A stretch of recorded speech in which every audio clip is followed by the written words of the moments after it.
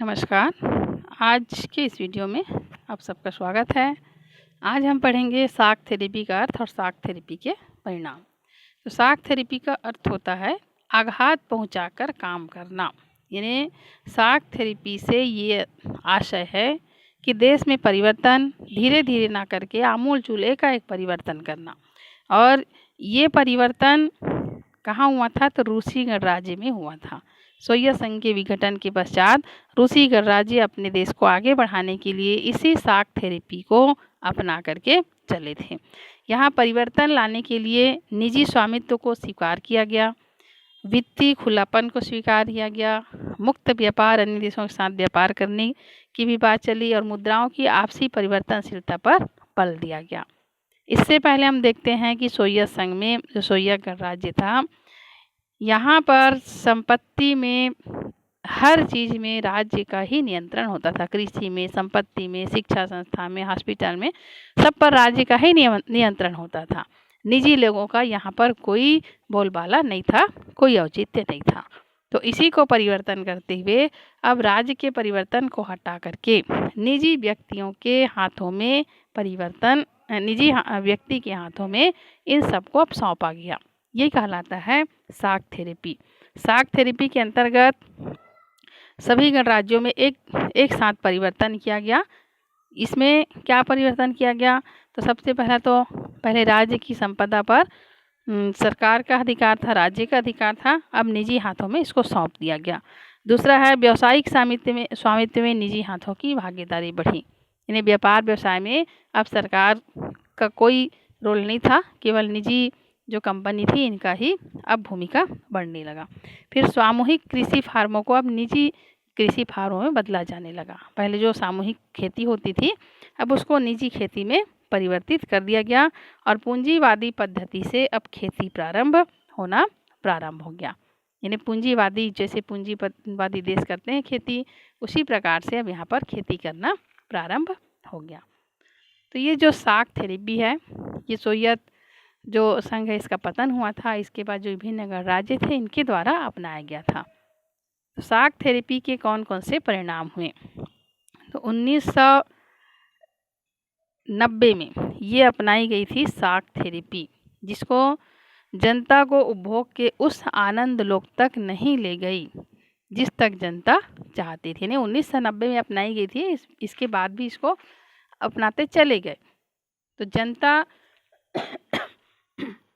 जिस आकांक्षा से इस शाक थेरेपी का इंतज़ार कर रही थी, ये शाक थेरेपी उस हिसाब से इनको प्राप्त नहीं हो गई। शाक थेरेपी से पूरे अर्थव्यवस्था का तहस नहस हो गया। इस क्षेत्र की जनता को बर्बादी का मार झेलना पड़ा। रूस में पूरा का पूरा राज्य नियंत्रित औद्योगिक ढांचा ये सब चरमरा गया। 90% उद्योग जो है निजी कंपनी के हाथों में बेचा गया और जितने भी उद्योग धंधे हैं ये सब निजी स्वामित्व बढ़ने लगे।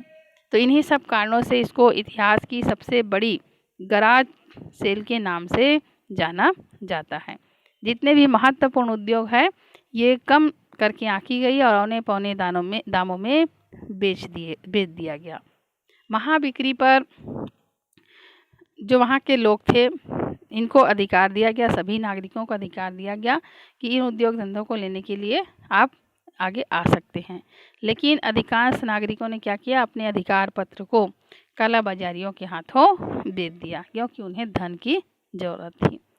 तो शाक थेरेपी के और कौन कौन सा परिणाम हुए इसको हम विभिन्न पॉइंट में देखते हैं। इसमें सबसे पहला है असमानता में वृद्धि दिखाई दी।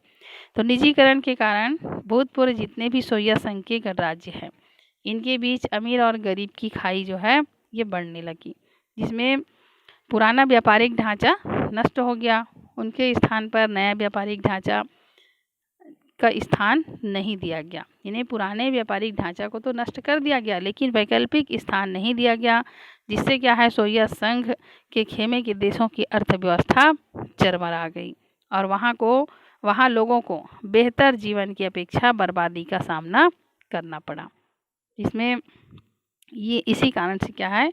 असमानता में वृद्धि आई। दूसरा है आर्थिक परिवर्तन पर अधिक ध्यान। आर्थिक परिवर्तन पर ही अधिक ध्यान दिया गया इस साख थेरेपी के माध्यम से। इसके साथ जो अन्य परिवर्तन और देश में होना चाहिए उस पर ध्यान नहीं दिया गया। जैसे अन्य परिवर्तन राजनीति के क्षेत्र में भी होना चाहिए, तो यहाँ पर परिवर्तन नहीं हुआ। संसद को दुर्बल स्थान दिया गया और राष्ट्रपति को महत्वपूर्ण स्थान दे दिया गया। तो संविधान का निर्माण भी सही तरीके से नहीं हुआ, केवल आर्थिक परिवर्तन पर ही ध्यान दिया गया। तीसरा है गरीबी का प्रसार। तो समाजवादी अर्थव्यवस्था और सरकारी स्वामित्व के उत्पादन और वितरण में अब क्या है, ये सब समाप्त हो गया था। जो पहले की व्यवस्था थी ये समाप्त हो गई थी। अब निजी कंपनी के हाथों में देश की अर्थव्यवस्था आ गई थी। तो इससे क्या हुआ, गरीबी का प्रसार होने लगा।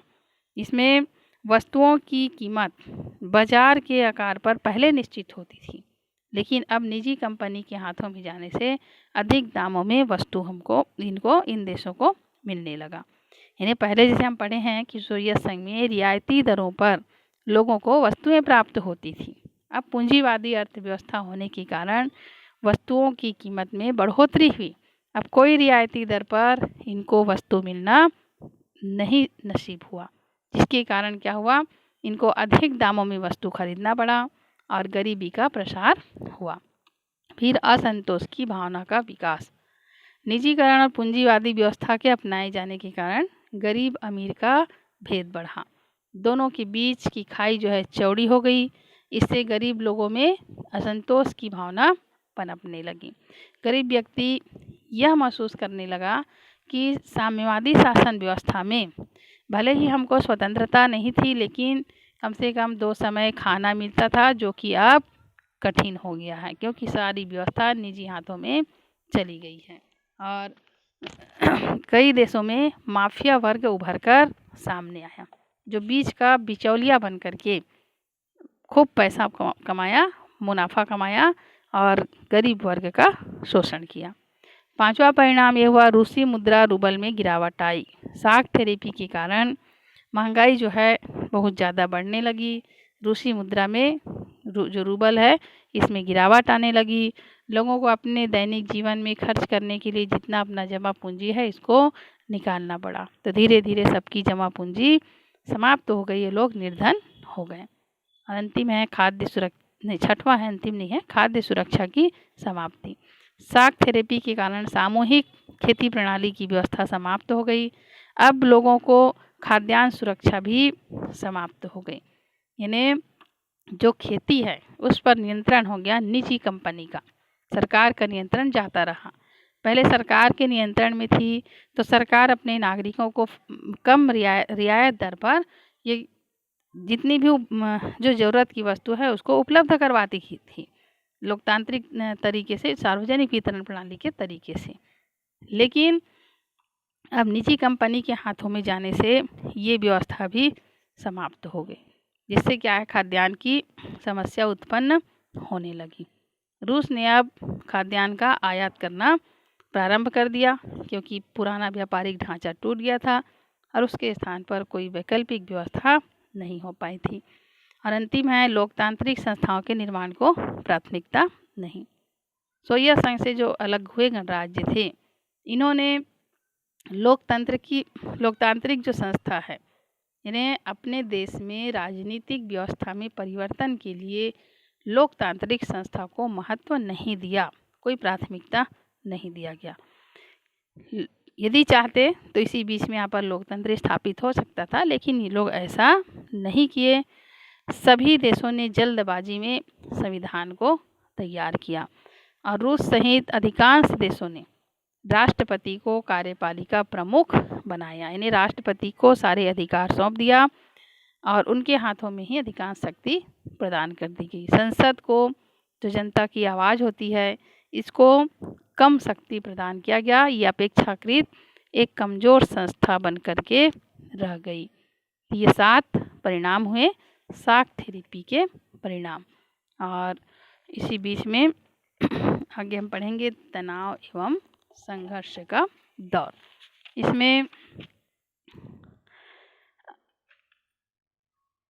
चलिए अब अगले वीडियो में पढ़ते हैं उत्तर साम्यवादी शासनकाल में लोकतांत्रिक राजनीति एवं पूंजीवाद का प्रवेश।